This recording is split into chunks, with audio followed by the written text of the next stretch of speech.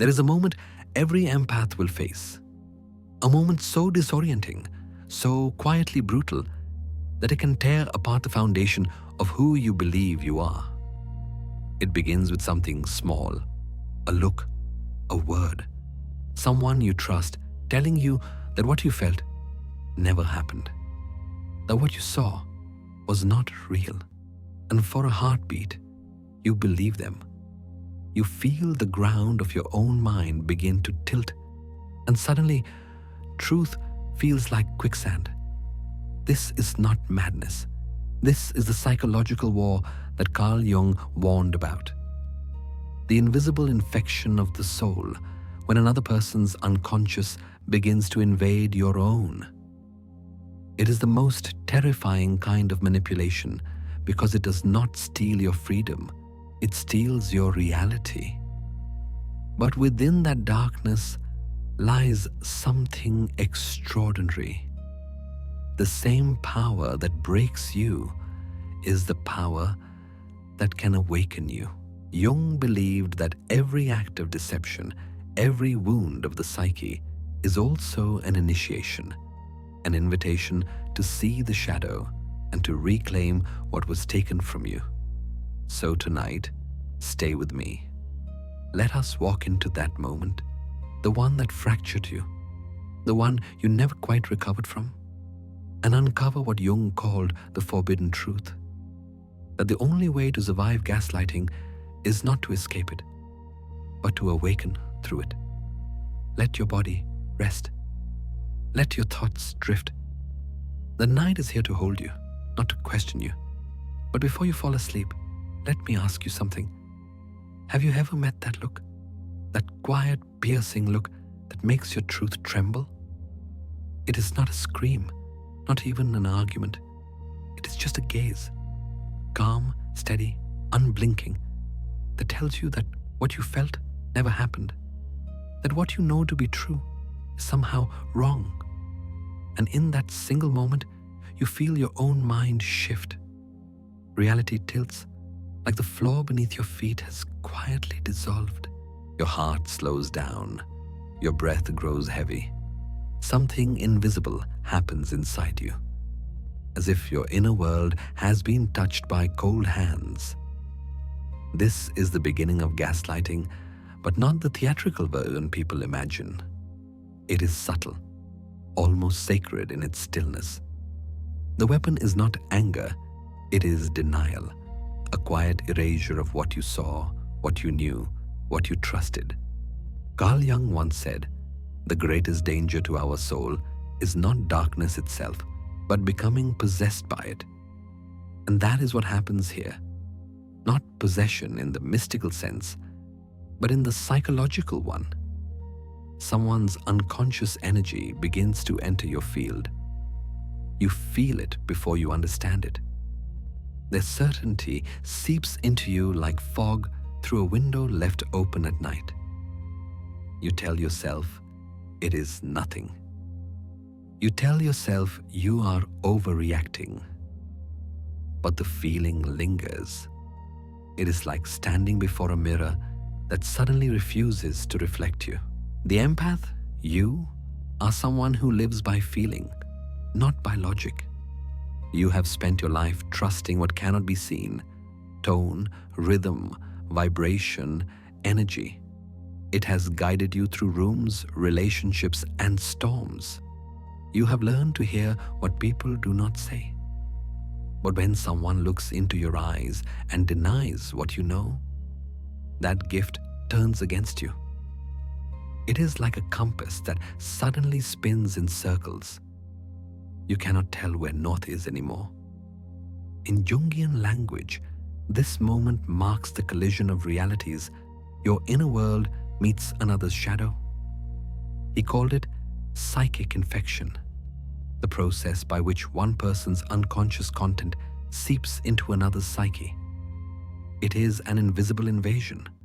No weapons, no noise, only a slow merging of perception. Imagine a still lake at night. The moon reflects perfectly across its surface, pure, whole, silent. Then someone throws a stone. Ripples spread, the reflection fractures, and though the moon above remains untouched, the water no longer remembers its shape. That is what gaslighting does to consciousness. It does not destroy truth. It distorts your ability to see it. You begin to feel the strange weight of their disbelief pressing against your chest. You try to breathe normally, but each inhale feels heavier. Your body reacts before your mind can reason. The heart slows, as if preparing to protect itself from something it cannot name. Jung wrote that the psyche has its own natural defenses, its own immune system against the unconscious. But in this moment, that system falters, because the invasion does not come from violence, but from intimacy, from someone you know, someone you may even love. You try to explain, to reclaim what was yours, your perception, your truth, but they only look back, calm, unwavering, and repeat, "That's not what happened." And with every repetition, a little more of your certainty fades. The mind can lose its gravity before the body ever falls. It is a truth few understand until they live it. The body still stands, breathes, and moves, but the mind has already begun to drift, weightless, unanchored. You start to question the only thing that ever kept you safe, your own knowing. You see, Jung believed that reality is not merely external. It is co-created by consciousness. When someone denies your perception, they are not just challenging your memory. They are trying to rewrite your universe. The empath, because of their openness, becomes the perfect landscape for this rewriting. Their boundaries are soft, their compassion vast, their desire to understand almost divine. But this same softness becomes a doorway, and through that doorway, another person's shadow walks in. Gaslighting is not only cruelty, it is unconscious projection. Jung called it the shadow mechanism, the act of depositing one's darkness into another. To avoid facing it within oneself, the gaslighter is rarely fully aware. They lie with conviction because they have already lied to themselves. They do not see manipulation. They see survival. But for the empath, this is devastation. You begin to wonder if your empathy itself is broken. You start to mistrust your senses, your feelings, even your memory. You start to feel unsafe inside your own skin. If you have ever experienced that, you know how terrifying it feels. Not because someone betrayed you, but because you begin to betray yourself. You hear your inner voice go silent. You stop defending your truth. You surrender just to make the confusion stop. And yet, somewhere within that silence, something ancient is waiting, a quiet witness. The part of you that has seen every storm and still believes in light. Because even as your reality fractures, consciousness observes. Jung would call this the self, the deepest center of the psyche that cannot be gaslighted, cannot be taken. It waits, like the moon above the lake, untouched by the ripples below. Perhaps that is why, even when your mind feels lost, you still sense a faint pulse of truth deep inside. It does not argue. It does not shout. It only whispers, "This happened. You know it did." So as your body rests tonight, as your breath slows and your thoughts begin to drift, remember this. Even in the moment of denial, even in the look that fractures your certainty, there remains something untouched, something sacred. The world can distort your reflection, but it cannot erase the light that created it. And perhaps that is what Jung truly meant, that the mind can lose its gravity, but the soul never falls. The night is still. The lake within you, once calm and unbroken, now carries small ripples that refuse to fade. The echo of that denying gaze still lingers somewhere in your chest. Quiet, heavy, persistent. You try to shake it off, to tell yourself it was nothing. But something in you has shifted. A thin crack has formed in the mirror of your mind, and through it, uncertainty begins to seep in. You see, this is where it begins, not in chaos, but in stillness. The moment after the denial, when everything looks the same, yet nothing feels the same. You go back to your day, your voice, your reflection, but something about them feels foreign now. The way your own thoughts sound inside your head seems different, as if someone else is whispering from within. Carl Jung once described this as the moment when the darkness moves from without to within.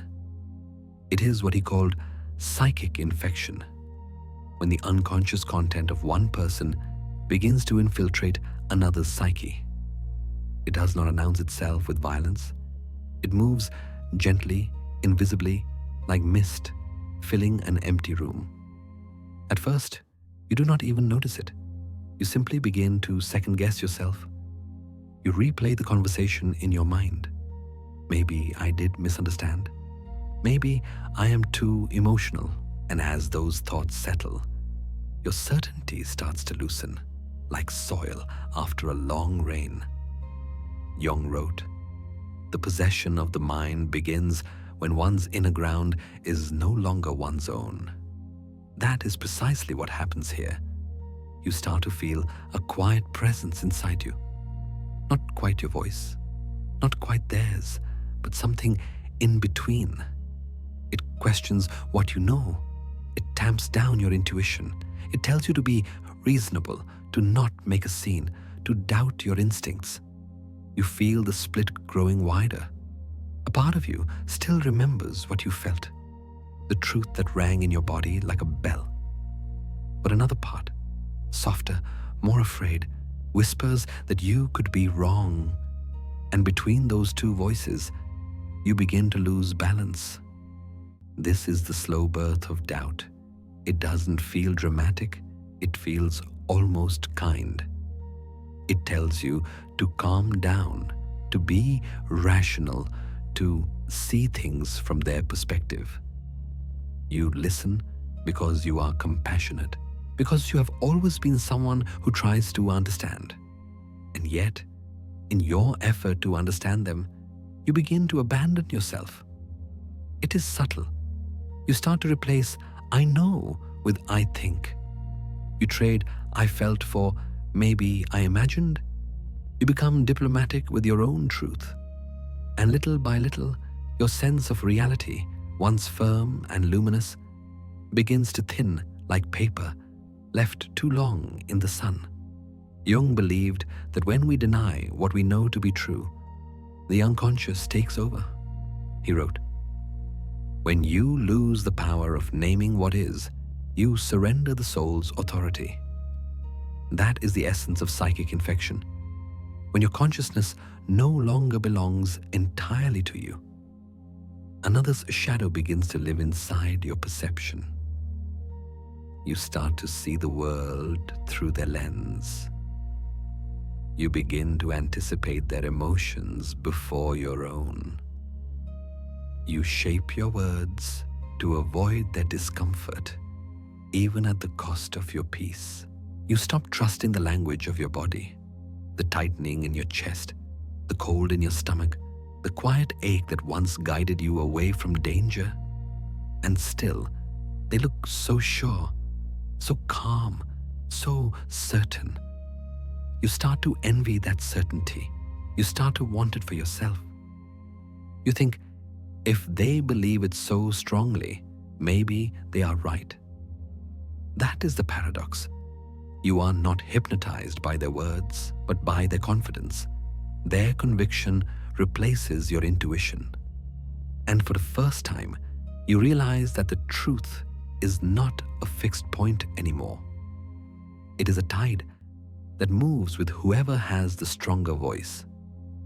Carl Jung often spoke about the autonomy of the unconscious, how the psyche contains its own living energy capable of influencing thought and emotion without our consent. In moments like this, you can feel that autonomy at work. Something in you has been invaded, not by force, but by suggestion. It feels like a fog settling between you and yourself. You begin to wonder, who am I if I cannot trust what I feel? That question is quiet but devastating. It is not just about the other person anymore. It is about the erosion of your own center. Doubt becomes the new gravity, pulling everything inward. You move through your days slightly detached, like watching yourself through glass. You smile, you speak, you nod, but somewhere beneath, a small voice trembles. What if I am the problem? This is how self-betrayal begins, softly, invisibly, almost tenderly. Jung warned that when we identify too deeply with others, we risk participation mystique, a merging of boundaries where the distinction between self and other dissolves. It can feel intoxicating at first, this closeness, this empathy, but it is also where the infection spreads. You start to forget where their feelings end and yours begin. Their anger feels like your guilt. Their lies sound like your responsibility, and soon you find yourself apologizing for things you did not do, just to restore harmony. You tell yourself it is love, but deep down, it feels like disappearing. The night deepens. The silence grows thicker. You lie awake, staring at the ceiling, trying to find the line between truth and illusion. You think about what Jung once said. One does not become enlightened by imagining figures of light, but by making the darkness conscious. Perhaps that is what is happening now. Perhaps this confusion is not punishment, but initiation, the first step into awareness. Because to see how doubt enters you is also to learn how it can be undone. You close your eyes. You listen to your own heartbeat, slow and steady beneath the noise of thought. It is still there, quiet, faithful, waiting. And in that stillness, a question rises from somewhere deep within, soft as breath, yet heavy with truth. And for the first time, you wonder if your own heart can lie to you. The silence that follows doubt is never empty. It hums, low and constant, like the sound of a light left on in another room. You lie there, remembering the moment that fractured you, replaying the voice that made you question your own. The words are simple, ordinary even, but their echo reshapes the air around you. And as you drift between waking and sleep, something inside whispers, how did it come to this? To understand what is happening to you, you must go back, not to your past, but to a story almost a century old. The word gaslight comes from a 1938 play by Patrick Hamilton, later turned into a 1944 film titled Gaslight. In it, a husband manipulates his wife into believing she is going insane, moving objects, dimming the lights, denying what she sees. Each night, the gas lamps flicker lower, and when she notices, he insists she is imagining things. Slowly, her trust in her own perception collapses. The horror is not that he lies, but that she begins to believe him. That, Carl Jung would say, is when the unconscious of one person begins to colonize the other. He wrote, "The meeting of two personalities is like the contact of two chemical substances. If there is any reaction, both are transformed. Gaslighting is that reaction in its most destructive form, the moment when transformation turns into possession. When you are gaslighted, your psyche becomes a battleground between two realities. The gaslighter projects their shadow, the parts of themselves they cannot accept, onto you. In Jungian terms, this is projection, the unconscious act of disowning one's darkness by locating it elsewhere. But projection alone is not yet gaslighting. Gaslighting begins when the projector insists that their projection is the truth, when they deny your experience so fully that their version of reality begins to overwrite yours. It feels, as Jung described, like being colonized by another mind. You start to think in their rhythm, speak their phrases, and fear their disapproval before they even express it. It is not brainwashing. It is psychological erosion, a soft reshaping of your inner world until your own thoughts will no longer sound like you. Imagine fog rolling into a house through an open window. At first, it looks harmless, a faint mist, a cool breeze. You even welcome it, thinking it brings freshness to the air. But as it spreads, the room becomes dim. The walls blur. The shapes you once recognized turn uncertain. Soon you cannot remember what the room looked like before the fog came. That is the true mechanic of gaslighting. It does not attack. It infiltrates. It does not shout.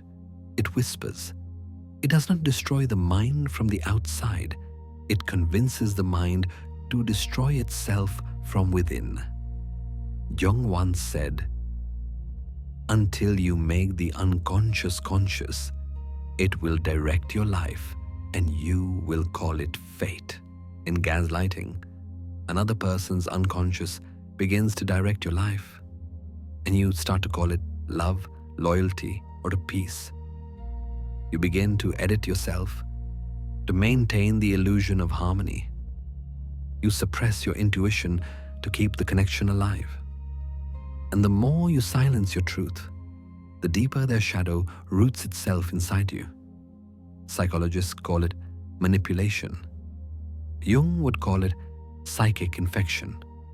When one person's unconscious material, their fears, lies, or shame, seeps into another's psyche, it spreads like an invisible virus. The infected person starts to carry emotions that are not their own. Guilt that does not belong to them. Confusion that was never theirs to hold. You feel it physically. The body knows before the mind does. Your chest tightens. Your breath shortens. You hesitate before speaking, scanning their face for safety. You learn to predict their moods like weather patterns. Every cell in you becomes alert, not to truth, but to survival. Still, somewhere inside, a part of you resists. It is the faint but persistent knowing that something is off. But when you try to voice it, the gaslighter's certainty meets you like a wall of ice. They sound so calm, so rational. They say you are overreacting, too sensitive, imagining things. You start to doubt not only your memory, but your sensitivity. The very trait that once made you compassionate now becomes a source of shame. That is the cruel beauty of gaslighting. It uses your empathy against you. The more you try to understand them, the deeper you step into their labyrinth. Jung described this phenomenon as the shadow dance, the unconscious interplay between two psyches, where each mirrors the other's darkness. But for an empath, that mirror is magnified. You not only see their pain, you feel it. And in feeling it, you start to believe it is yours to fix. Gaslighting thrives in that confusion. In your need to heal what was never your wound, you might wonder, why would anyone do this? Jung's answer was simple and devastating. People project their shadow because facing it feels like death. It is easier to call you crazy than to admit they're afraid. Easier to rewrite your memory than to confront their own guilt. In Jung's words, Everything that irritates us about others can lead us to an understanding of ourselves. But not everyone wants to understand. Many would rather build a reality where they are never wrong, and you become the casualty of that illusion. And yet, even in this darkness, awareness begins to stir. As you listen to this now, part of you is already waking, the part that still remembers what the truth feels like. It might be buried beneath confusion, but it is there. The pulse of authenticity, the quiet strength that refuses to be rewritten. So tonight, as you breathe in slowly, imagine that fog beginning to lift. Picture the light returning to the corners of that inner room. Remember how it felt to know something and trust it, to see clearly without needing permission. Because while gaslighting may begin as a colonization of the mind, its antidote, awareness, begins as a single flicker. One conscious breath, one whispered truth. You are not losing your mind. You are reclaiming it. And as the fog fades, you begin to see what Jung always tried to teach, that the shadow can only control you when you refuse to see it. The fog has settled now. You can almost feel it resting against your skin. Quiet, invisible, familiar. In the previous moment, you saw how gaslighting takes form, how another person's unconscious begins to move through you, reshaping your inner world without ever asking permission. And yet, what happens next is even more subtle, more seductive. Because sometimes the invasion does not feel like violence. It feels like love. Carl Jung once used the term participation mystique, a phrase borrowed from the anthropologist Lucien Lévy-Bruhl, to describe the state of unconscious fusion between two people. It is what happens when the boundaries of the self begin to dissolve, when you and they stop existing as separate entities and a shared emotional field takes over. Jung wrote, "Participation mystique is a primordial identity that still persists in the unconscious. It is the original state of oneness before differentiation. Imagine two drops of water meeting on a window pane. For a moment, they hold their own shape, trembling, distinct. Then, almost imperceptibly, they merge. There is no violence, no resistance, only the quiet surrender of form. What was once two becomes one. The surface tension gives way and individuality disappears into unity. It sounds beautiful, does it not? We often mistake it for the essence of love, that feeling of being seen so completely that you melt into the other. Perhaps you have felt it before, in a gaze that lingered too long, in a voice that knew how to find the places you never showed anyone. For a moment, you felt safe, understood, complete. But somewhere inside that bliss, a faint unease began to grow. The same connection that felt divine started to feel heavy. You began to lose track of where your emotions ended and theirs began. Their pain became yours. Their silence became your punishment. Their moods dictated your peace. And you, the empath, believed this merging was intimacy, when in truth, it was absorption. This is the dangerous beauty of participation mystique. It mimics love but removes freedom. It offers connection at the cost of identity. You stop asking, "What do I feel?" because it no longer matters. You feel what they feel. You think as they think. You adjust your rhythm to their breath, your worth to their approval. Jung warned that this state was not evolution, but regression, a fall back into what he called the undifferentiated psyche, the place before the ego had learned to stand on its own. He wrote, The more one is bound to participation mystique, the more unconscious one becomes of one's individuality. To lose your boundaries is to lose your consciousness of who you are. And yet, it begins in such a tender way. It starts with empathy, your greatest strength. You look into their eyes and feel what they cannot express. You sense their wounds, their fears, their unspoken history. And you think, if I can understand them enough, maybe I can heal them. But slowly, that empathy turns into self-erasure. You begin to carry their emotions like weather inside your own skin. If they are sad, you feel responsible. If they are angry, you search for what you did wrong.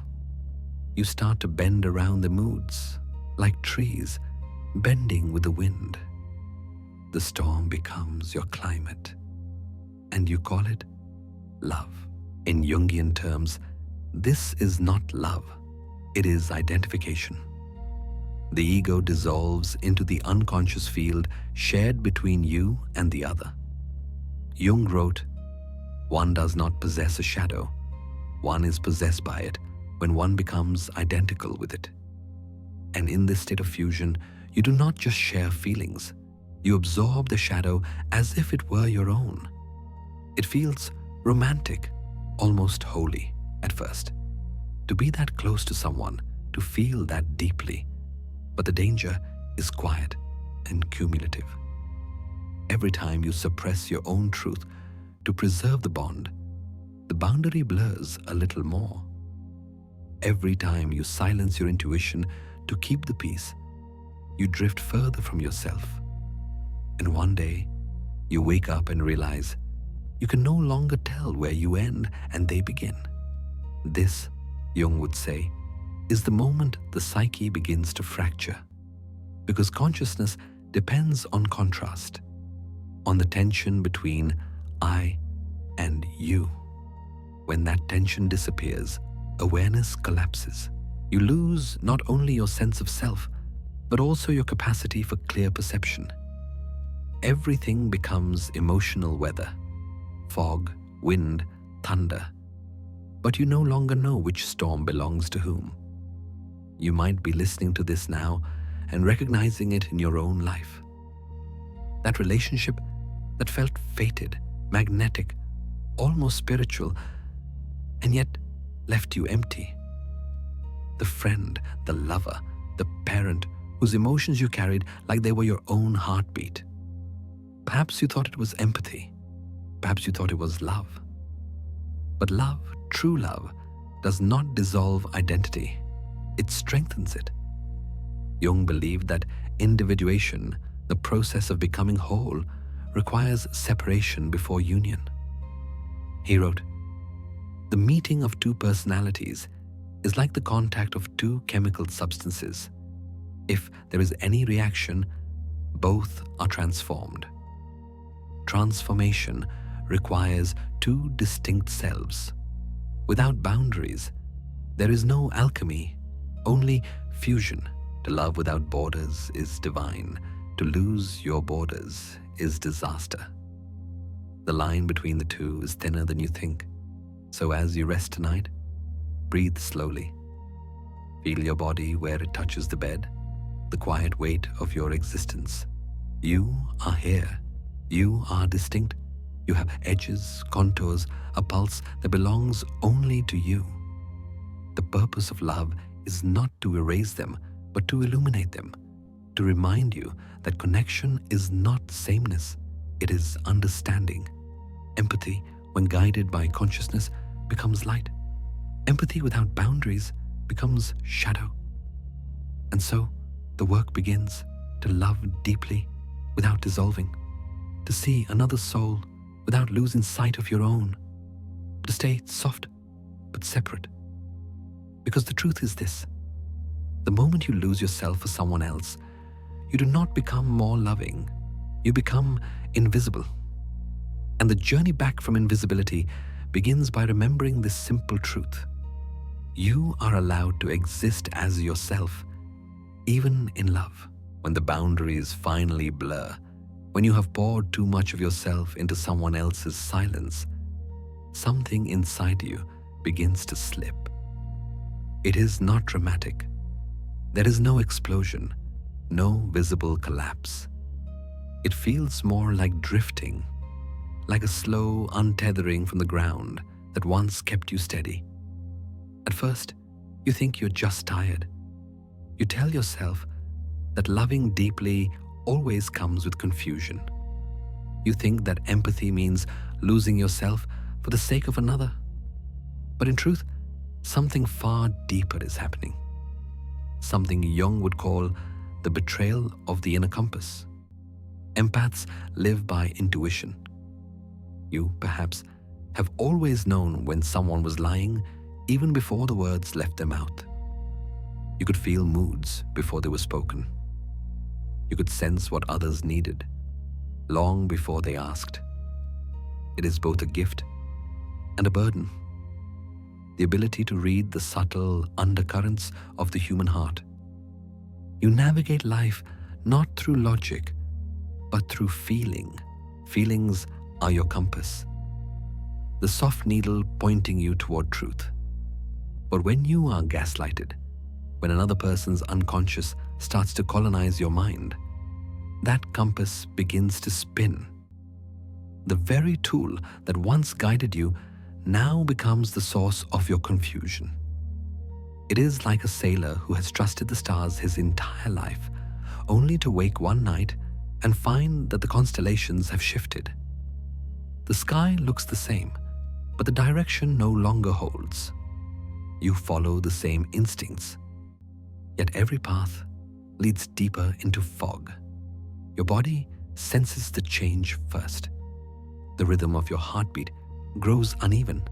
Each breath feels heavier, as if the air has thickened around you. You lie awake, scanning your thoughts for the certainty you used to have, and find none. It is an ache that does not scream, a quiet tightening beneath the ribs, a weight that seems to whisper, "Something's wrong, but I don't know what." Carl Jung wrote, "Feeling is a kind of perception. It tells us how things are in relation to ourselves." For the empath, that perception is sacred. It is how you know the world. But when you are manipulated, when someone repeatedly tells you that what you feel is false, that sacred function begins to break. You start to mistrust your own emotional intelligence. You question the instincts that once protected you. Each time they deny your truth, it cuts deeper into that trust. Until one day, you'd stop listening altogether. And that is when the compass fails. You look into the mirror, and your reflection feels unfamiliar. You listen to your own voice, and it sounds distant, like hearing yourself through water. You hesitate before every decision, waiting for permission, waiting for validation.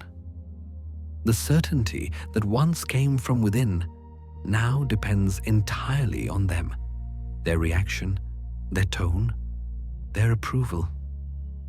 What you trusted most becomes the weapon against you. Those words could have been written for the empath, because gaslighting does not destroy your empathy. It turns it inward. It makes you use your gift as a knife against yourself. You start to analyze your own emotions as if they belong to someone else. You question not only what you feel, but your right to feel it all. You find yourself apologizing for things you did not do. You begin to shrink in conversations, to speak more softly, to choose your words carefully, afraid they might sound too emotional. You tell yourself you are being kind, but what you are really being is erased. In Jungian terms, this is the moment when the feeling function, one of the core aspects of the psyche, becomes contaminated by the shadow. The empath's natural orientation toward connection becomes distorted into submission. The desire to understand others becomes the fear of losing them. You begin to live in two worlds at once: the outer world that tells you everything is fine, and the inner world that whispers, no, it isn't. The tension between them grows unbearable. You start to feel as if you are living a double life, hiding the truth even from yourself. It is not that you have lost your emotions. It is that they have been rewritten. Jung would say that the ego's center of gravity has shifted. It no longer resides in your consciousness, but in another's approval. Your psyche, once your home, has become a foreign country. You try to find your way back. You meditate. You write. You breathe. But each attempt feels hollow, as if you are following a map drawn in disappearing ink.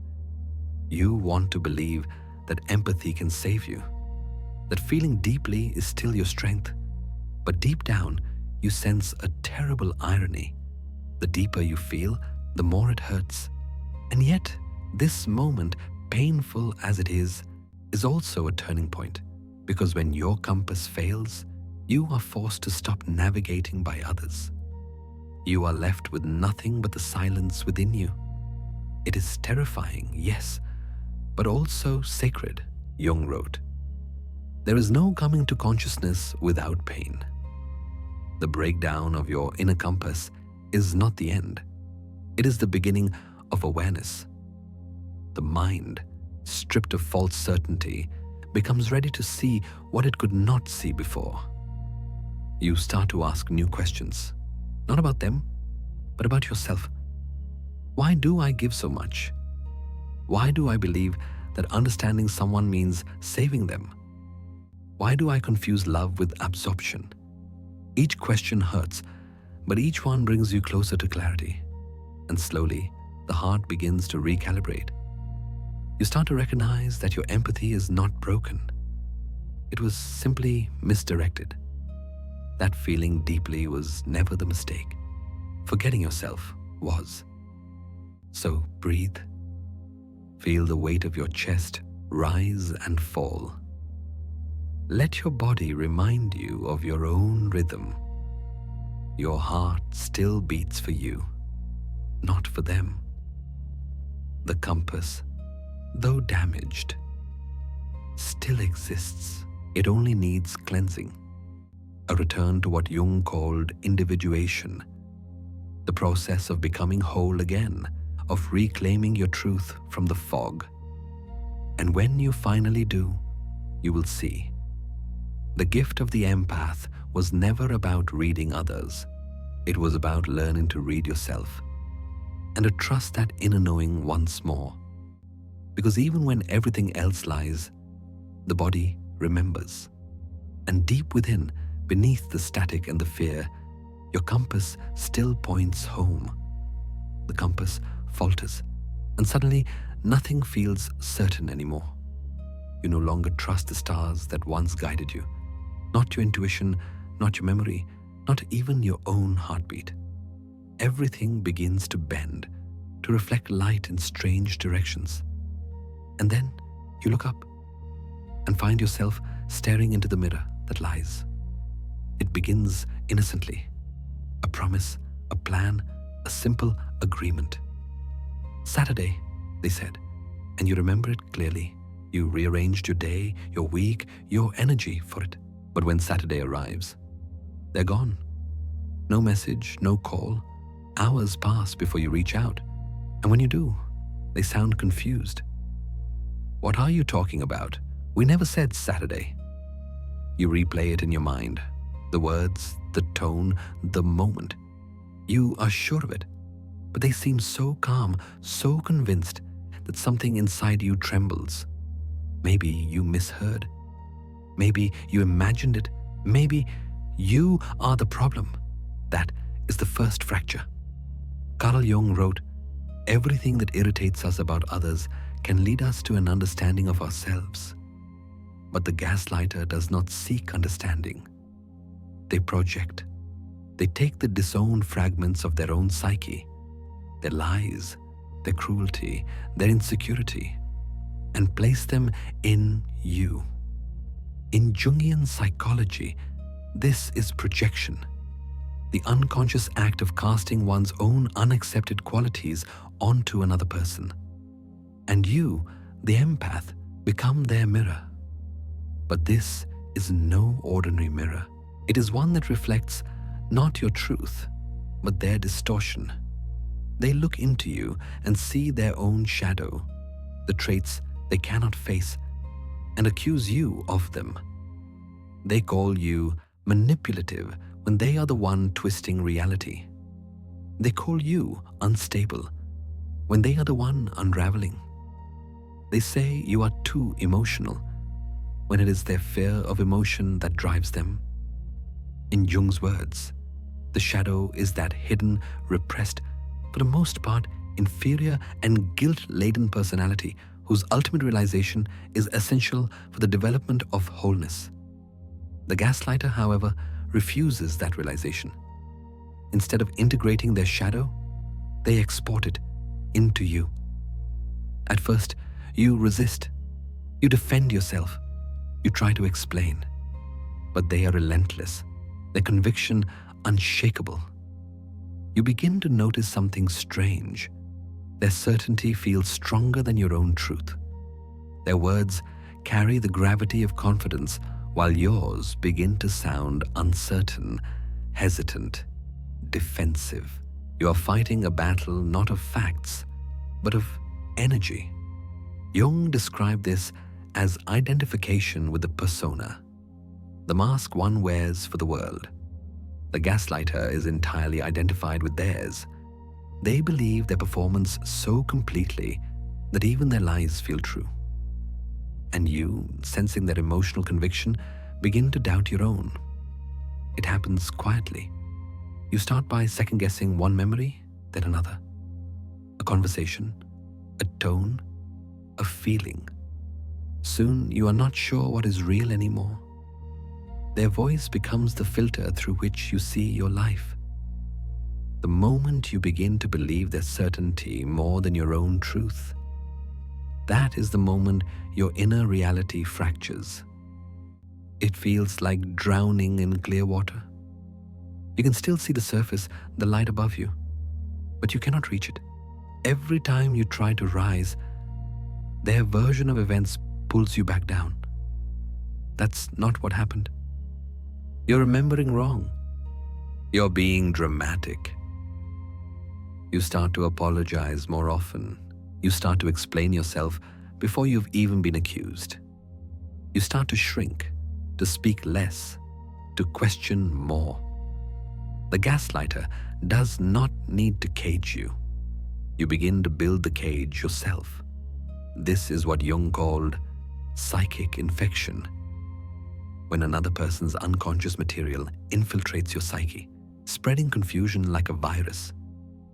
You begin to hear their voice in your mind, narrating your every thought. You're overreacting. You're too sensitive. You always make things about you. And because that voice now sounds like your own, you believe it. In the soft language of trauma, this is how identity erodes. Not through violence, but through the slow substitution of your inner dialogue with someone else's script. Still, a small part of you resists. You catch flashes of clarity, moments when you remember how it used to feel to trust yourself. The mind flickers between realities, trying to choose which one is safer. The gaslighter's world is painful but familiar. Yours feels fragile, uncertain. So you stay. But every time you surrender your truth for their comfort, the mirror steals a little more of your reflection. You fade, not all at once, but in fragments. A forgotten opinion, a silenced instinct, a memory you no longer defend. Jung might have said that this is what happens when the ego becomes too weak to hold the tension of opposites. The pull between my truth and their truth. When that tension collapses, the self does not vanish. It dissolves into the other. You stop living as an individual consciousness and begin to exist as a reflection of someone else's unconscious. And yet, this pain, unbearable as it feels, carries meaning. Jung believed that the psyche never suffers without purpose. There is no light without shadow, no psychic wholeness without imperfection, he wrote. Perhaps this darkness too is guiding you towards something. The recognition that truth cannot be borrowed. For now, though, all you feel is the ache of self-doubt. The way your heart clenches when they say, "You're imagining things." The way your throat tightens when you realize you no longer know what to say. Empathy becomes exhaustion. Love becomes self-erasure. And in that quiet moment, when their certainty fills the room and yours has nowhere left to stand, you hear it. A faint whisper, almost like breath against glass. You start to fade. When the mirror finally turns dark, when every reflection feels foreign, a strange quiet begins to settle. The gaslighter no longer needs to speak, because their voice now lives inside you. What once came from outside has been internalized. Their words, their tone, their judgment, all echo in your own mind. There comes a day when no one needs to tell you that you are wrong, because you do it yourself. It happens so subtly that you barely notice the shift. The external battle, the arguments, the denial, the confusion fades into silence.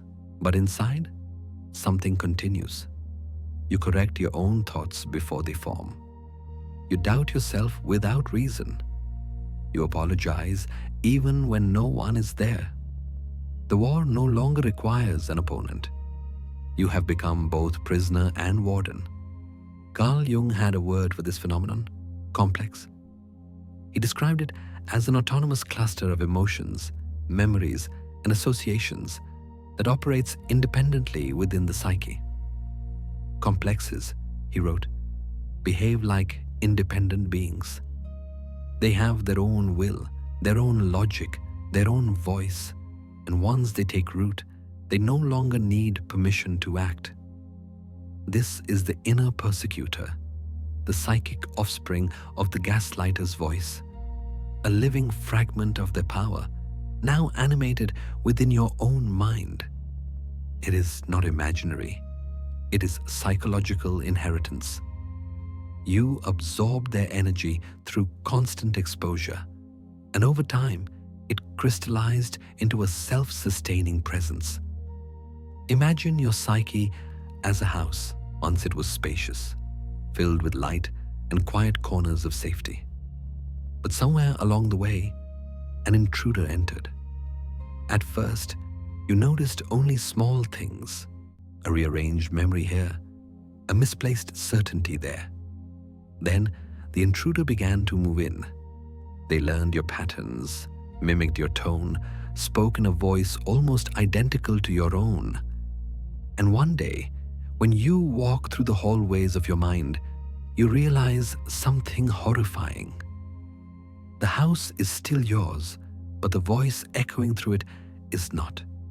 You try to locate it, the source of the whisper, but it moves too fast. Sometimes it sounds like caution. Don't say that, you'll sound foolish. Sometimes like protection. Don't trust that feeling, it's probably wrong. And sometimes it simply mocks. You'll never get it right. This voice, Jung would say, has become autonomous. It no longer belongs to you, yet it uses your language. It feeds on your fear. It shapes your identity, and because it comes from within, it feels impossible to resist. Jung wrote, "Until you make the unconscious conscious, it will direct your life and you will call it fate." The inner persecutor is precisely that, an unconscious complex directing your emotions, your reactions, your sense of worth. You think you are making choices, but in truth, the complex is choosing for you. It whispers before every decision, "You're probably wrong." It comments after every action, "You could have done better." It watches every moment of peace and mutters, "You don't deserve this." And you believe it because it sounds so much like you. But here is the tragedy. This voice was never yours. It was planted, formed from years of psychological distortion, repeated enough times that your psyche mistook it for its own truth. The gaslighter may be gone, but the shadow remains, living, breathing, speaking through the corridors of your inner life. It is the echo of every "you're too sensitive," every "that didn't happen," every "you're imagining things." Those words sink deep, forming what Jung called a psychic imprint. Over time, that imprint becomes a self-replicating pattern, an invisible habit of thought. It takes on personality. It becomes a someone inside you, a part of you that works against you. And so you live with it. You learn to function around it, the way someone learns to move around broken glass in their own home. You keep your steps light, your words measured.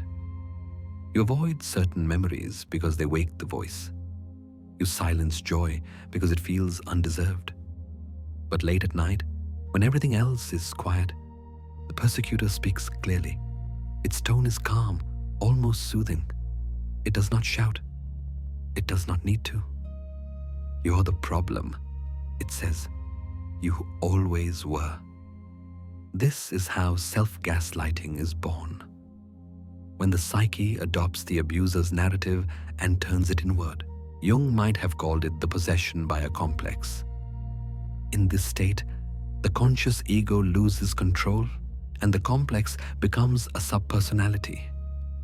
You feel trapped inside your own mind, like an observer watching someone else live your life. Yet Jung also believed that awareness itself is transformative. He wrote, "One does not become enlightened by imagining figures of light, but by making the darkness conscious." The inner persecutor, as cruel as it seems, is not the enemy. It is a fragment of your psyche calling for recognition. You cannot silence it by force, but you can begin to witness it. Each time it speaks, you can pause and say, "That voice is not my truth." Each time it accuses you, you can trace its tone and ask, "Whose voice does this sound like?" In doing so, you begin the slow process Jung called withdrawal of projection. You pull your identity back from the complex that has been masquerading as you. It is not easy. Some nights, the voice grows louder, desperate to keep control. It tells you that you'll never be free, that you'll always be broken. But the truth is quieter, and it waits patiently beneath the noise. You start to notice that between the attacks, there are pauses, brief, fragile silences. In those silences, something real stirs, a gentler voice, softer, more familiar. The voice of your true self. It doesn't argue, it does not defend. It simply says, "You are still here." And maybe that is the beginning of healing. Not the disappearance of the persecutor, but the rediscovery of your own voice beneath it. Because the moment you realize that the intruder speaks in borrowed words, the house of your mind begins to feel like home again. And in that stillness, for the first time in a long time, you breathe. Not the breath of survival, but of quiet recognition. You are not the voice that hurts you. You are the one who hears it. After living for so long under the voice of the inner persecutor, something inside begins to give way. The mind grows weary from constant self-interrogation. The heart, once so open and responsive, feels numb. You are no longer fighting anyone, not even yourself. You are simply falling. In the previous moment, you faced the persecutor, that haunting echo that wore your voice like a mask. But now, the distinction between you and it begins to dissolve. There's no longer an argument, no resistance, no clear boundary at all. Just the slow unraveling of what you thought was you. Carl Jung often wrote about this threshold, the point where the ego, the center of conscious identity, begins to collapse under the pressure of the unconscious. He described the psyche as a dynamic system of opposites, light and dark, known and unknown, conscious and unconscious, held in constant tension. The greater the tension, the greater is the potential, he said. Great energy only comes from a correspondingly great tension of opposites. But when the tension breaks, when one side overwhelms the other, the psyche loses its balance. The ego, too fragile to hold the opposites, falls apart. This is ego weakness, the inability to maintain the line between awareness and shadow. The moment the persecutor becomes too loud, the conscious mind retreats. The self can no longer stand in the middle, where pain and awareness coexist. It gives in to gravity and lets go. And so begins the collapse. It does not look dramatic. You do not scream. You do not shatter in any visible way. You simply begin to disappear from your own experience. Days blur together. Conversations pass through you. You answer when spoken to, but the voice that speaks does not feel like yours. You watch yourself perform life from a distance, as if your body belongs to someone else. Jung would say, this is the moment when the ego has lost its center of gravity. The conscious self can no longer hold the tension of opposites, the pull between truth and illusion, love and fear, self and other. When that balance breaks, you fall not into madness, but into the unconscious itself. There is a particular kind of silence here. It is not peaceful yet, not the kind of silence that soothes. It is the silence of suspension, like being underwater, where sound moves slowly and even your heartbeat feels muffled. You are aware, but detached. You feel emotions, but as distant weather. You might tell yourself, I am fine. But deep down, you know something essential has gone missing. The I that once observed, decided, and acted with clarity no longer feels real. You are adrift. This is the psychic freefall, the stage of inner descent Jung often referred to as the night sea journey. He described it as a necessary passage in the process of individuation, the breaking down of the old self to make room for the new. But in the midst of it, all you can feel is loss. It is the moment when the mind no longer knows which thoughts belong to you and which belong to the shadow. You start to speak, and halfway through a sentence, you forget why. You reach for meaning, but your hands close on air. Even your emotions blur together. Sadness, fear, anger, guilt, until they merge into one long ache, impossible to name. What am I? You whisper into the dark, but the question echoes back unanswered. In Jungian language, this is the dissolution of the ego boundary. It is not insanity, though it may feel like it. It is the psyche's attempt to restore balance through surrender. The conscious self has carried too much, resisted too long, and now it yields. Jung wrote, "There is no coming to consciousness without pain." The ego resists this collapse because it feels like death. And in a way, it is. Not physical death, but the death of illusion. The death of the false self that believed it could control everything. As the old structures crumble, you may find yourself entering moments of profound stillness. You stop analyzing, Stop defending, stop trying to understand. The need to fix or prove fades, replaced by a quiet emptiness. And it is here, in this emptiness, that healing begins to take shape, though you cannot see it yet. The collapse of self is not destruction, it is transformation in disguise. Jung called this process enantiodromia, the reversal into the opposite. When the light collapses, the darkness moves in to restore equilibrium. When certainty dissolves, humility awakens. When identity breaks apart, truth slips through the cracks. It is terrifying to lose your boundaries, to not know where I ends and the world begins. But the psyche, in its strange wisdom, knows that the self must dissolve before it can reform. Like a star collapsing under its own gravity, it must implode before it can shine again. So you fall, slowly, quietly, not into chaos, but into silence. Your thoughts become soft, like leaves sinking into still water. Your breath deepens. The inner noise, once so loud, begins to fade into the background. The persecutor's voice loses its sharpness, becoming more like an echo of a dream you can barely recall. For the first time in a long time, you do not fight.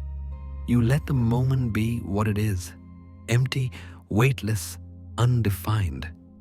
Jung once reflected on his own descent into the unconscious and wrote, "I had to let myself fall into what I had previously feared most. You, too, must fall, not as surrender to despair, but as an act of trust in your own psyche.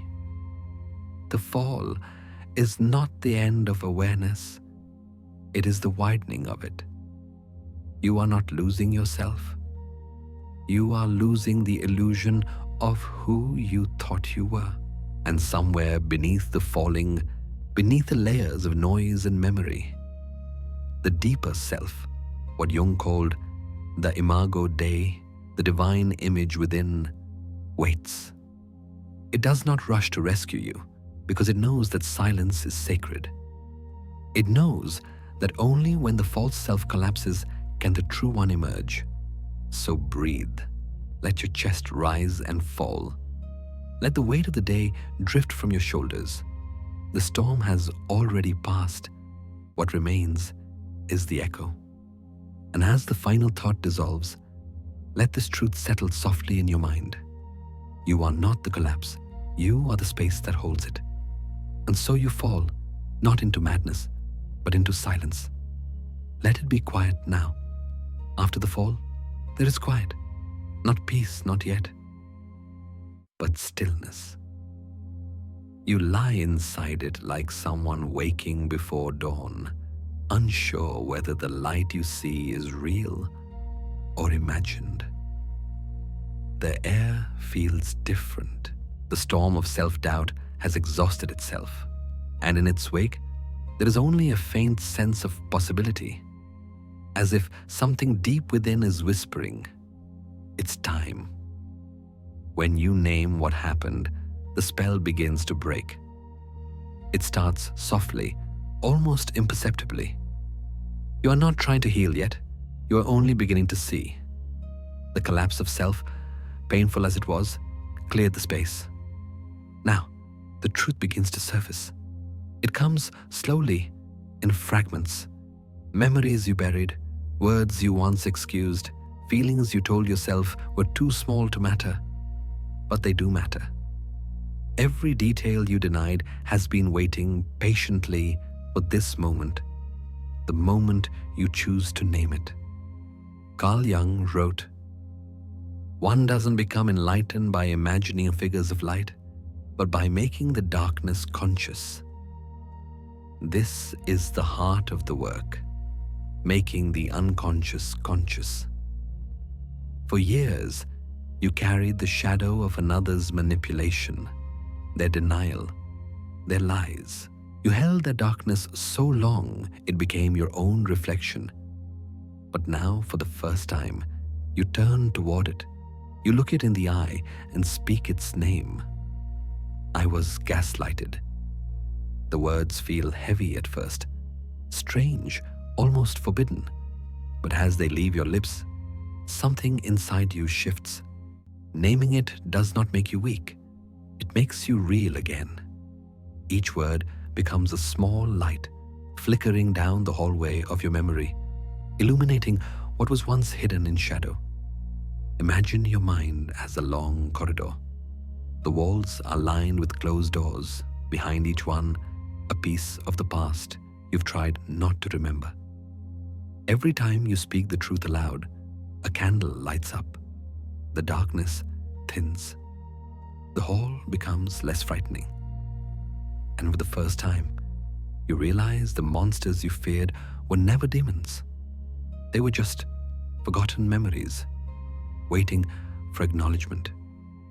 You see, naming the shadow does not create it.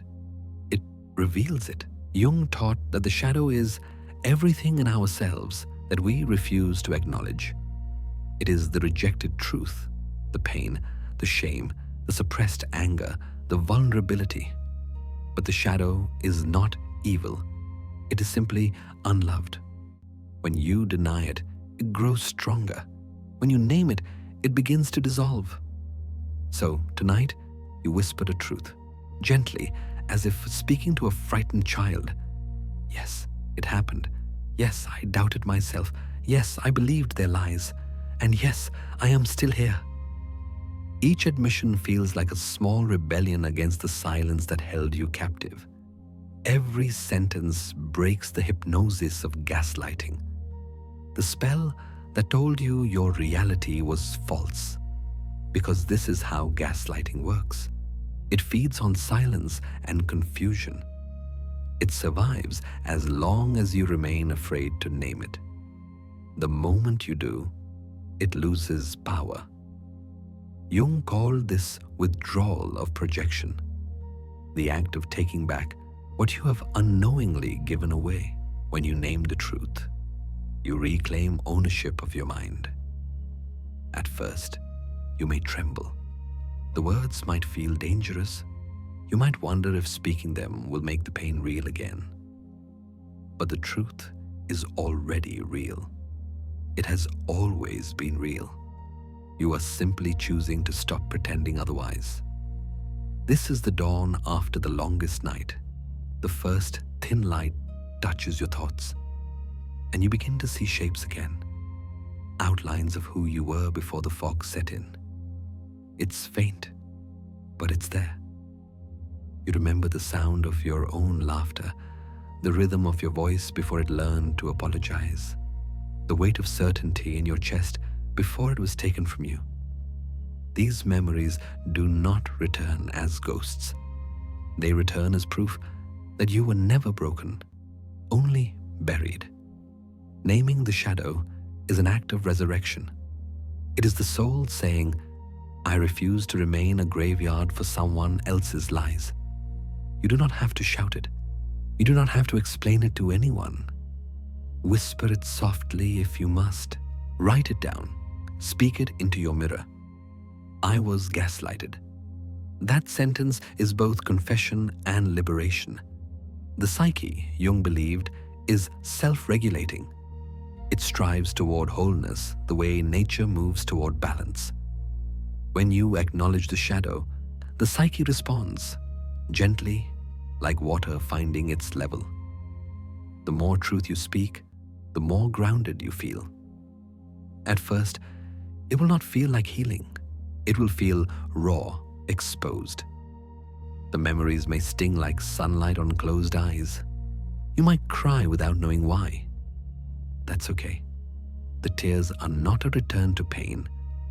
They are the body's way of releasing years of silence. Every word you name is a match struck in the dark. Each truth illuminated becomes one less weapon in the hand of your persecutor, and one more brick in the foundation of your own reality. Soon the hallway of memory is no longer terrifying. You can walk it freely. You can see the doors, the shadows, the places where light still hasn't reached. And you do not run. You simply breathe. And that breath, deep, steady, conscious, is the sound of you reclaiming your life. Jung once said, "The acceptance of oneself is the essence of the whole moral problem and the epitome of a whole outlook on life." When you name what happened, you are not assigning blame. You are accepting your experience. You are choosing to believe your own perception again. This is where healing begins, not in forgetting, but in seeing clearly. The shadow no longer frightens you because you have looked directly into it and found something human there. And perhaps, for the first time, you understand what Jung meant when he said, "The gold is in the dark." So, as you lie there tonight, let the words drift softly through your mind. I was gaslighted, not as a wound, but as a truth. Feel the small light inside you glow a little warmer. Picture it filling the corners of your mind, reaching into every place that once felt unreachable. The darkness is still there, but it no longer owns you. Because once you name the shadow, it is no longer shadow. It becomes light. After naming the shadow, the silence feels different. It no longer suffocates, it listens. The room of your mind, once filled with ghosts, now holds echoes of your own voice returning to you. You are not whole yet, but something has shifted. You have stopped running. You have turned toward yourself. And yet, even as you begin to see the truth, there is a trembling underneath, a fear that your reality might still slip away. You've been here before, a moment of clarity followed by doubt. You've begun to trust your own memory again, but the old questions whisper back. What if I'm wrong? What if I made it up? Carl Jung knew this uncertainty well. In his own descent into the unconscious, the period he later described in memories, dreams, reflections, he felt as though his mind was splitting apart. Dreams invaded his waking life. The boundary between imagination and reality blurred. He feared he was losing his sanity. But Jung survived, and what saved him was something he called his Archimedean point. The phrase comes from the ancient mathematician Archimedes, who said, "Give me a place to stand, and I will move the earth." Jung adapted this idea for the soul. Even in chaos, he believed, one small point of certainty, one undeniable truth, could serve as the ground from which to rebuild one's world. When I felt I was slipping into the abyss, Jung wrote, I said to myself, I am not these thoughts. I am the one who sees them. That simple recognition, I am the one who sees, became his point of balance, the fixed point that kept him from falling into madness. So what is your Archimedean point? It may not be grand. It may not even make sense to anyone else. But it is real. It might be a single memory that no one can take from you. A photograph, a sound, the truth of something you know happened, even if others denied it. Or maybe it is simply the quiet awareness right now that you are breathing, that your body belongs to you, that you exist. That is enough. For someone who has been gaslighted, this small truth is not small at all. It is revolutionary, because gaslighting works by dissolving your foundation, by convincing you that nothing inside you can be trusted. The Archimedean point is the act of reclaiming that trust, brick by brick. Maybe it begins with one clear thought, I know what I felt, or one firm statement, it did happen. You don't need to prove it to anyone.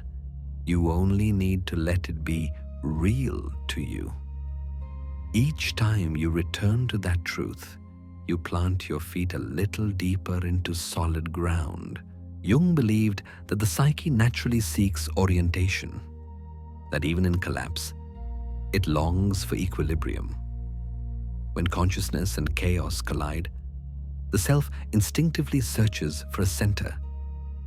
The Archimedean point is that center, the place inside you that remains uncorrupted, untouchable, steady. It might be small, but it's enough to move the world of your mind back toward order. So take a breath. Close your eyes. Think of the one thing you know with absolute certainty. Not what someone told you, not what others believe, but what you know. Hold it gently. Let it anchor you. Maybe it's a memory of laughter, the way sunlight felt on your face one ordinary morning, long before all this began.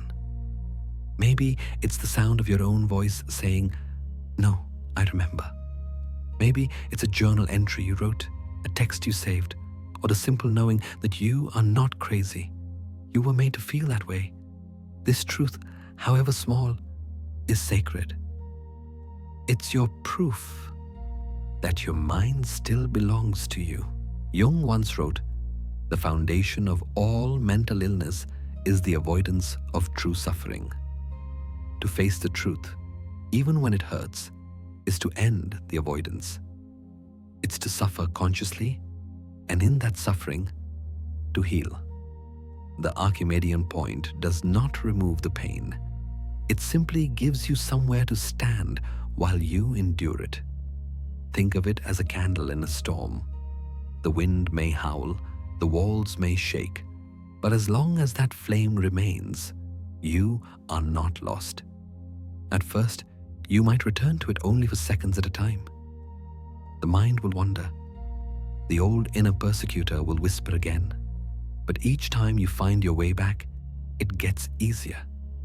The light grows stronger.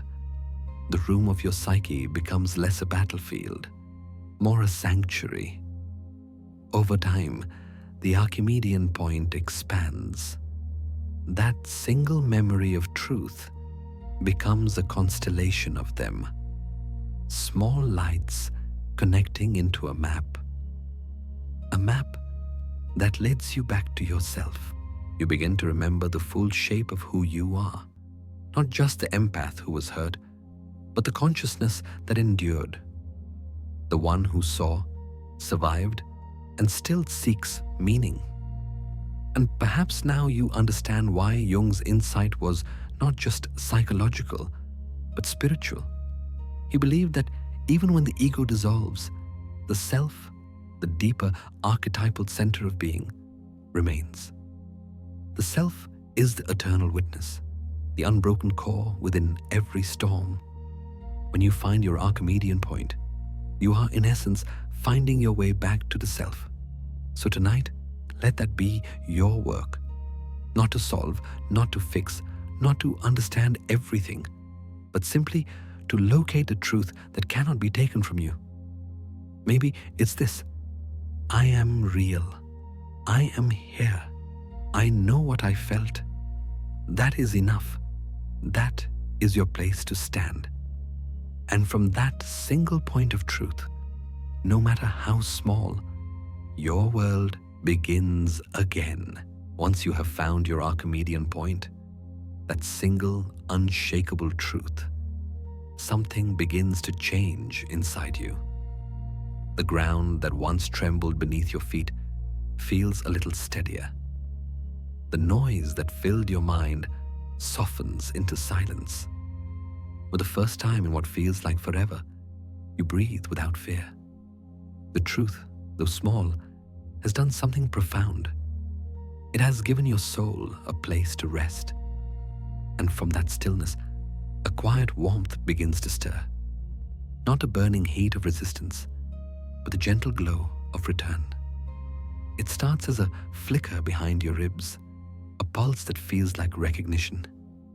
You realize that despite everything, despite the fractures and the pain, something within you has remained whole.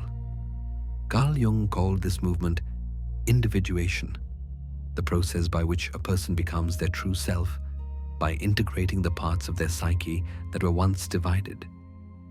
It is not perfection. It is not the elimination of pain. It is the reunion of what was lost, Jung wrote. Wholeness is not achieved by cutting off a portion of one's being, but by integration of the contraries. For so long, you lived in fragments, the part that tried to please, the part that doubted, the part that hid. Each piece learned to survive alone. But healing begins when those fragments start speaking to each other again, when you allow the broken parts to sit at the same table. And remember that they all belong to you. It is a quiet homecoming. You may notice that the body knows it first. The breath deepens. The chest loosens. The heart, once clenched like a fist, begins to open. Warmth spreads where numbness used to live. It feels fragile, like the first light of morning after a long night, the kind that does not arrive all at once, but leaks gently through the cracks. That's how light always enters, through what was once broken. You begin to understand that the cracks in you were never proof of failure. They were pathways for illumination. The light was never gone. It was simply waiting for you to stop holding yourself apart. Jung believed that individuation was the soul's natural direction, that every life, whether conscious of it or not, seeks integration. The privilege of a lifetime, he said, is to become who you truly are. And now, standing in the quiet after the storm, you begin to feel what that means. The self you thought was shattered begins to take form again, but differently. It is softer, more honest, more real. You are no longer chasing perfection. You are learning to hold contradiction, to love the part of you that is strong and the part that still trembles, to accept the mind that doubts and the heart that forgives. The empath in you, who once absorbed everyone else's pain, begins to transform. You start to realize that empathy, when grounded in awareness, becomes strength. You no longer dissolve into others. You meet them from wholeness. You can feel their suffering without losing yourself inside it. That is what integration looks like. Not detachment, but presence with boundaries. It is strange, this sense of returning to yourself. You notice small things first. The rhythm of your breath, the color of the sky, the way sunlight moves across your hands. The world looks the same, yet different, clearer, quieter, more alive. It is as if reality itself is exhaling after holding its breath for too long. And in that moment, you remember Jung's words, "You are what you choose to become." For years, your choices were shaped by fear. Fear of rejection, fear of being wrong, fear of being too much. But now, you begin to choose from awareness, to choose not who you were told to be, but who you feel yourself becoming. Each conscious choice, no matter how small, becomes an act of self-creation. This is not the sudden enlightenment of fairy tales. It is subtle, like the slow mending of fabric under careful hands. The pieces of you begin to weave together again, thread by thread.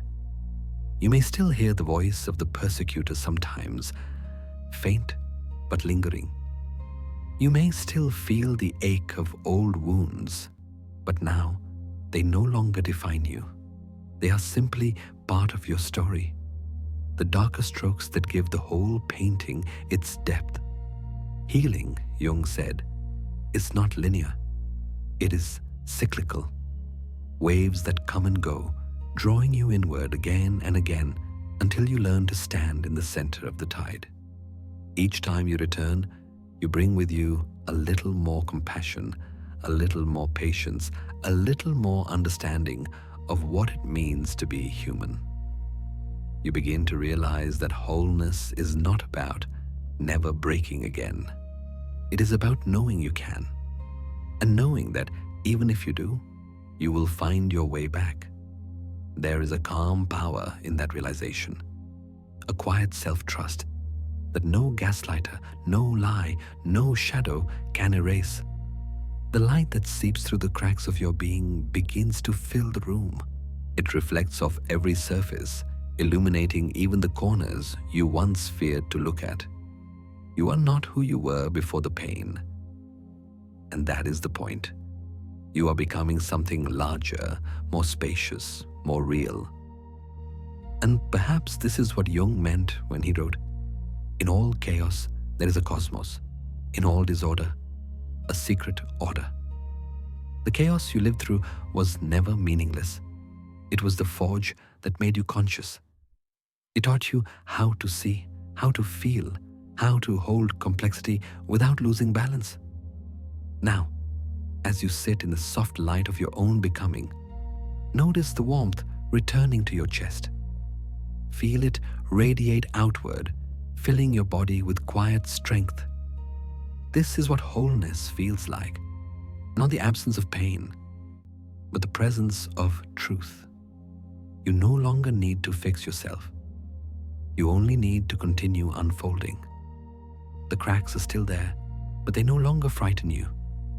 They're proof that you have lived, that you have felt deeply, that you have survived. And now, through those very cracks, the light pours in. First in small streams, then in waves, until it fills everything. You sit quietly, bathed in that light. The world feels softer now, more forgiving. You do not rush to name it or understand it. You simply breathe. The journey from fragment to wholeness is not about becoming new. It is about remembering what was always there. The self beneath the noise, the truth beneath the fear, the light beneath the shadow. And in this gentle, luminous moment, you understand. You are what you choose to become, and you have chosen to return to yourself. Healing does not arrive like a sunrise. It comes slowly, like the soft return of light through fog, gradual, almost imperceptible, until you realize the darkness has thinned. In the previous moment, you found wholeness, the quiet acceptance that the cracks in you are not failures, but openings. Now, something even deeper begins, the transformation of pain into wisdom. Carl Jung called this transformation the wounded healer archetype, the paradox that those who have suffered deeply often become the ones most capable of helping others. The wound, he believed, is not something to erase, but something to understand. Only the wounded physician heals, he wrote, meaning that true compassion does not arise from perfection, but from experience. You have walked through the fire of self-doubt, and because of that, you can now stand in front of someone else's pain without fear. You no longer flinch when you see suffering in others, because you recognize it. You know its shape, its temperature, its silence. You can see the pain others hide, because you have met your own. That is the gift of the wound. You begin to notice it quietly in daily life.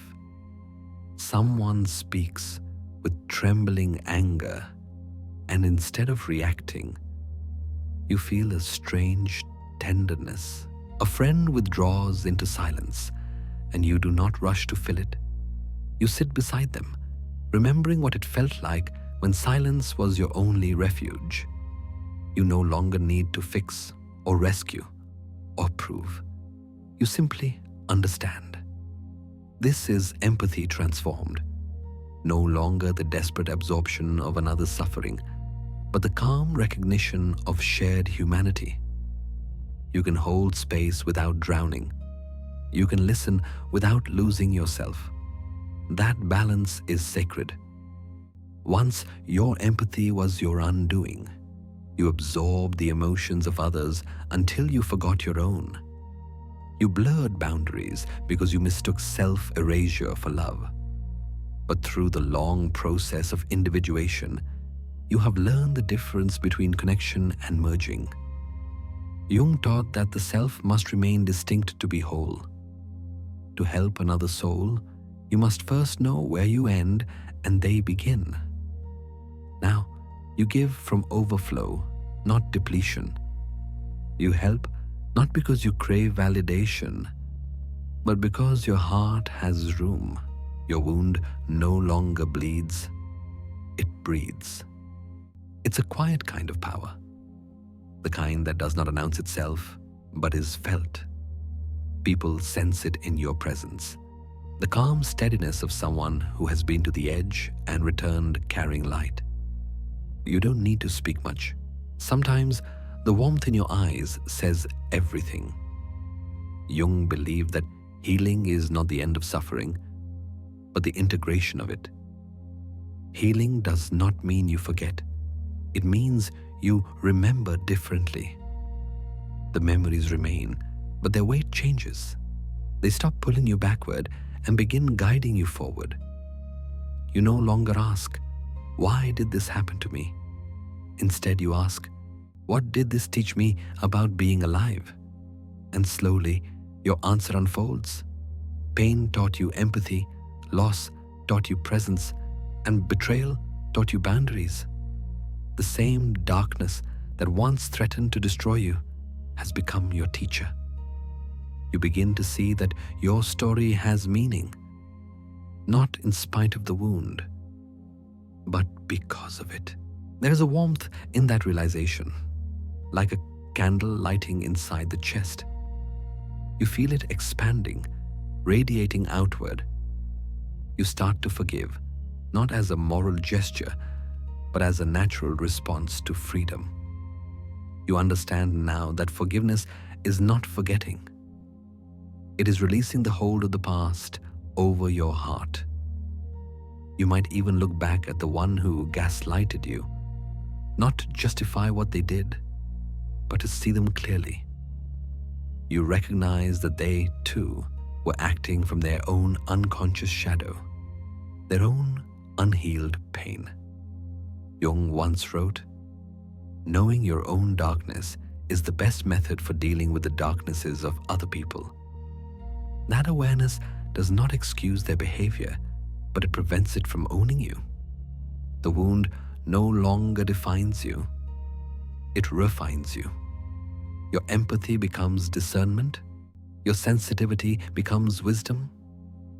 You begin to understand how to help without disappearing, how to give without emptying yourself. When someone confides in you now, you listen with presence, not pity. You do not carry their emotions home because you have learned that real compassion respects both the other and the self. You can say no softly, without guilt, knowing that boundaries are not walls. They are the framework of love. And in your quiet presence, others begin to feel safe. They open up in ways they never could before. They sense that you are not afraid of their pain because you have already made peace with your own. That is how healing ripples outward, not through words, but through being. You are living proof that transformation is possible. The same heart that once broke from too much feeling has now become the vessel through which understanding flows. You have turned the very thing that wounded you into the bridge that connects you to others. This is what Jung meant when he spoke of transcendence, the movement from suffering into meaning, from fragmentation into unity.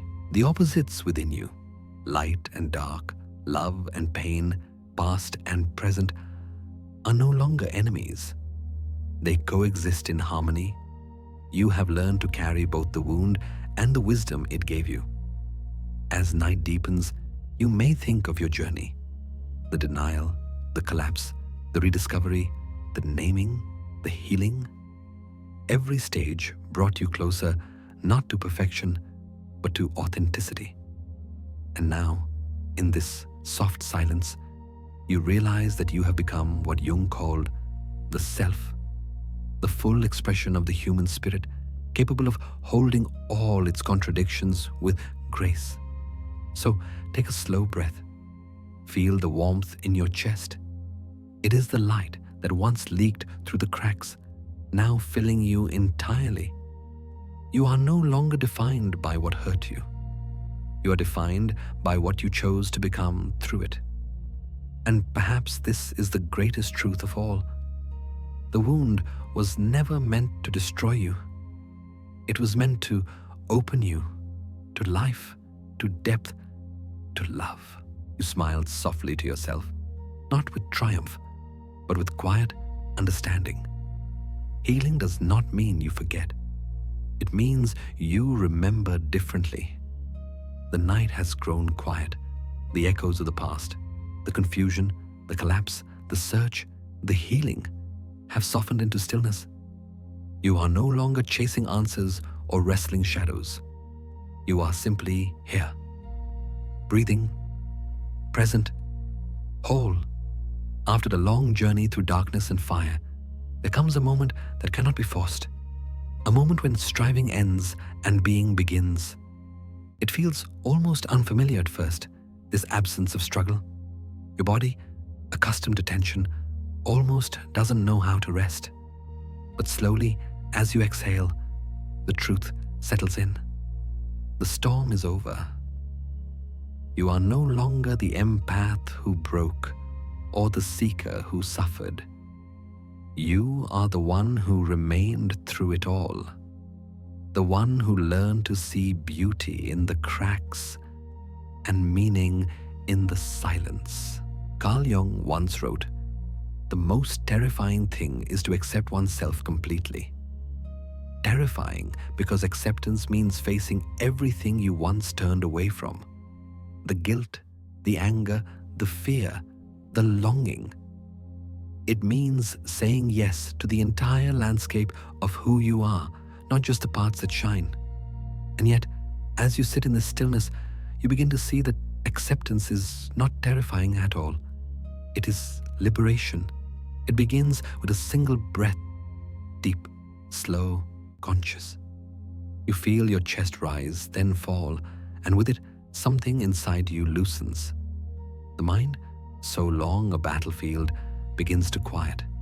The inner voices that once argued, "Am I enough? Did I do enough? Should I have known better?" fade into silence.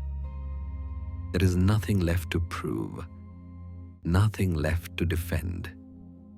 You are no longer trying to be good or right or healed. You are simply allowing yourself to exist as you are in this moment. Acceptance, Jung believed, is the final movement of individuation, the point where the ego no longer resists the self. The conscious mind stops trying to control or perfect the unconscious and instead learns to live alongside it. He wrote, "We cannot change anything unless we accept it." To accept is not to surrender in defeat, but to participate in truth. You close your eyes. The air feels cool against your skin. The night hums softly, almost like the world is breathing with you. In this quiet, you sense something vast, not outside you, but within you. A calm expanse, like a lake at midnight. Its surface is so still that it reflects everything. Stars, moon, the outline of trees, perfectly. Nothing is distorted. Nothing is hidden. This is what it feels like when the self and the world stop opposing each other. The reflection no longer fights the water. It simply is. You realize now that the entire journey, the pain, the gaslighting, the doubt, the darkness, was leading here, to this unbroken stillness where you can finally say, I am mine. And yet, you also feel small, not in a way that diminishes you, but in a way that humbles you. You are a single breathing presence within an infinite universe. Every star above you has burned for millions of years. Every gust of wind carries the memory of time itself. And somehow, in this grand immensity, you feel safe because you belong. You are part of the same rhythm that moves the tides, the same silence that drifts between galaxies. Jung might have called this moment the reconciliation of opposites, the union of the individual with the collective unconscious. The part of you that knows it has always been connected to something eternal. For so long, you sought safety in control, in certainty, in other people's approval, in perfection. But true safety, you realize now, was never about control. It was about acceptance, the willingness to rest inside the mystery without demanding an answer. You let your breath deepen again. Each inhale feels like a quiet arrival. Each exhale feels like release. The old fears may still linger at the edges of your mind, but they no longer have power. You see them, you acknowledge them, and you let them pass, like clouds drifting across a calm sky. You do not need to chase them away, because you have learned that peace is not the absence of darkness, but the ability to hold it without fear.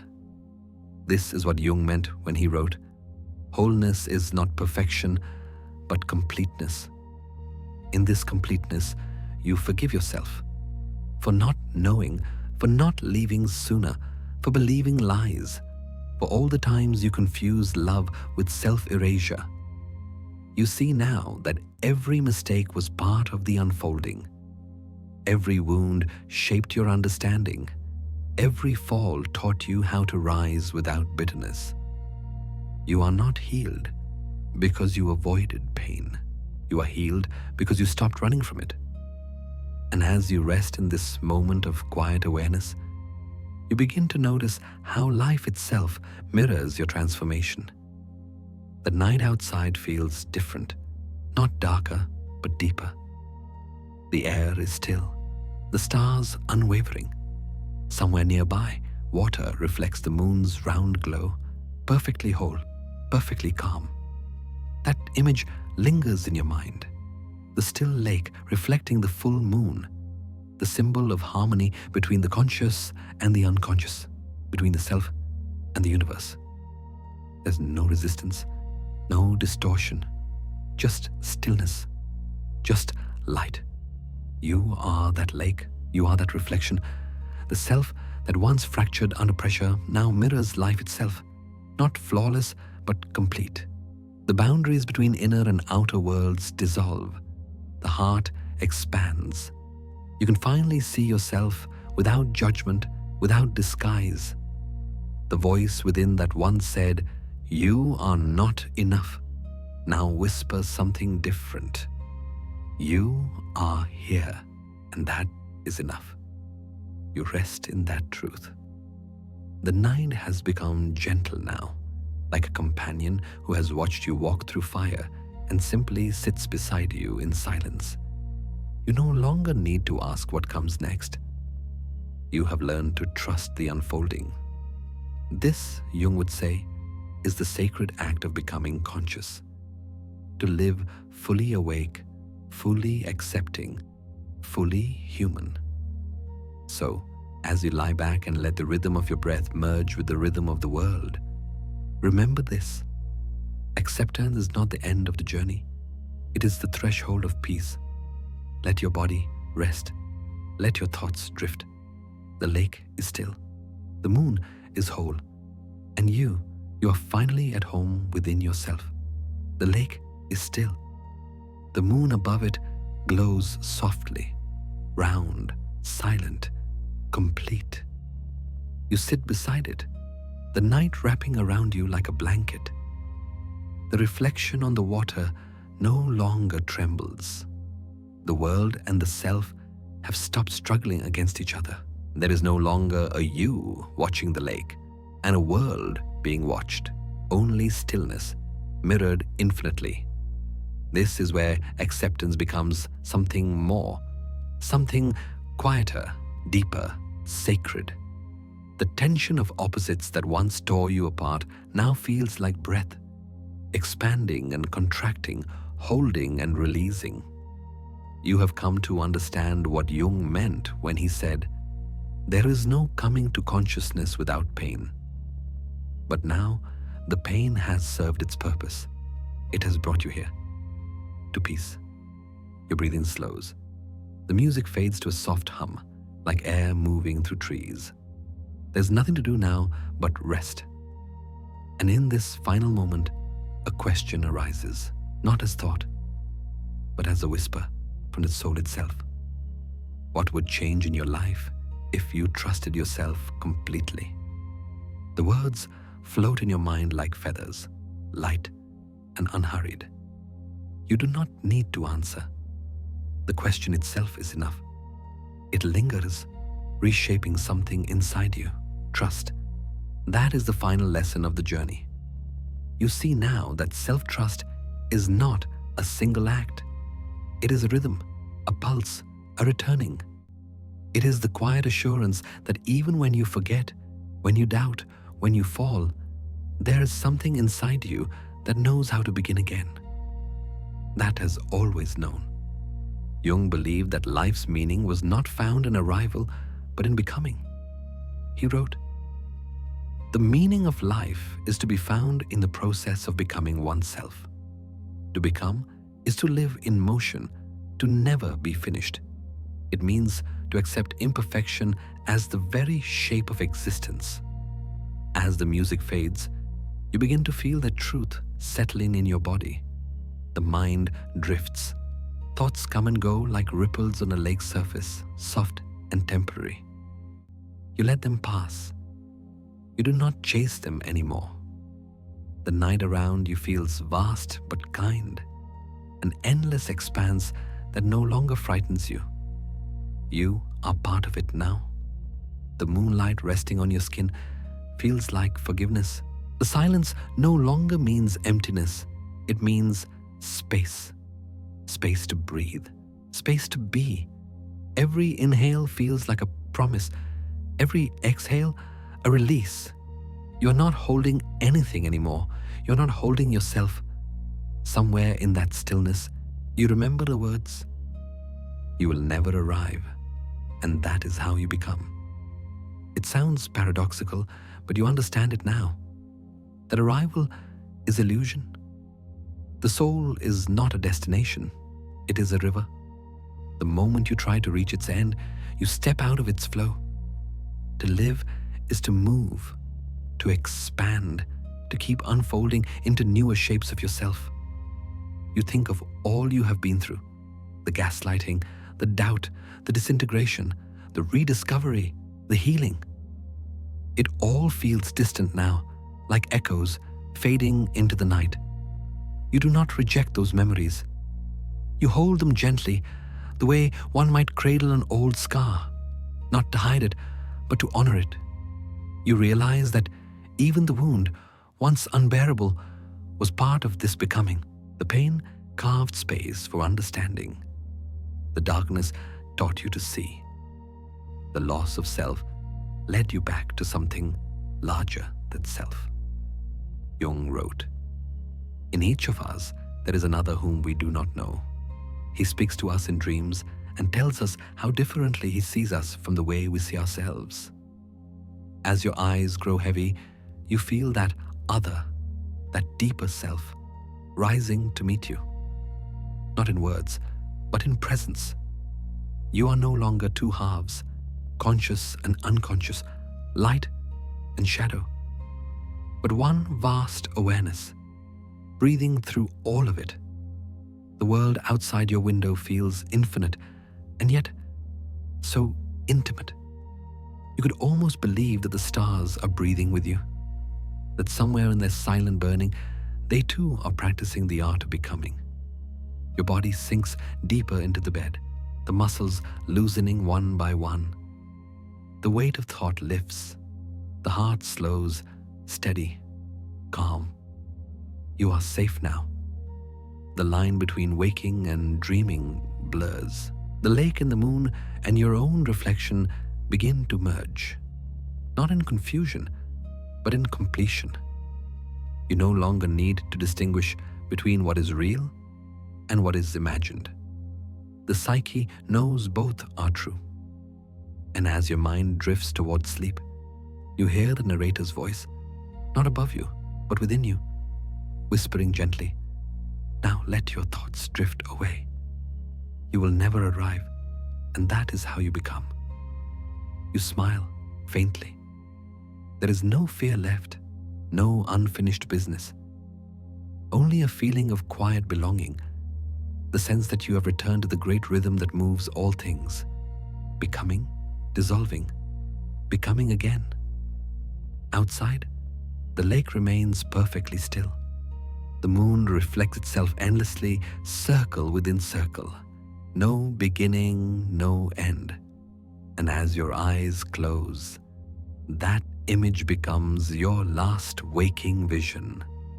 The still lake, the full moon, the self and the world at peace. The voice returns once more, barely louder than a breath. Soft, certain, kind. "Good night, my friend." The music fades. The world falls silent. And you drift into the sleep of becoming. The story ends where silence becomes its own kind of language. You have walked through every shade of the human soul, through denial, collapse, rediscovery, and light. And now there's nothing left to chase, only stillness. The lake within you is calm again. The moon hangs whole above it, its reflection unbroken. You are no longer searching for meaning in others or waiting for proof that you are enough. You have learned that peace does not come from understanding everything. It comes from trusting yourself completely. The world will still shift. Shadows will still return. But you will know how to breathe through them. You will remember that every fracture is a doorway, every doubt a teacher, every ending an invitation to begin again. So as your body softens into rest, let the thoughts that once kept you awake drift into the distance. Let them dissolve like mist over the water. There is nothing to fix now, nothing to prove. Only this, the quiet pulse of life moving gently through you. You are not broken. You are becoming. And in that becoming, there is peace. Now, let the light fade. Let the night hold you. You are safe. You are whole. Good night, my friend.